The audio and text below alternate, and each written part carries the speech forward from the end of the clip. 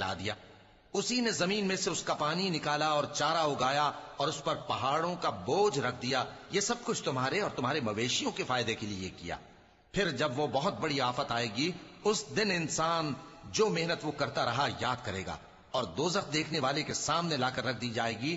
اب جس نے سرکشی کی اور دنیا کی زندگی کو مقدم رکھا تو اس کا ٹھکانہ دوزخ ہی ہے. اور جو اپنے پروردگار کے سامنے کھڑے ہونے سے ڈرتا اور نفس کو بیجا خواہشوں سے روکتا رہا تو اس کا ٹھکانہ بہشت ہی ہے. اے پیغمبر صلی اللہ علیہ وآلہ وسلم، لوگ تم سے قیامت کے بارے میں پوچھتے ہیں کہ اس کی آمد کب ہے، سو تم اس کے ذکر کی طرف سے کس فکر میں ہو؟ اس کا منتہا یعنی واقع ہونے کا وقت تمہارے پروردگار ہی کو معلوم ہے. جو شخص اس سے ڈر رکھتا ہے تم تو اسی کو ڈر سنانے والے ہو.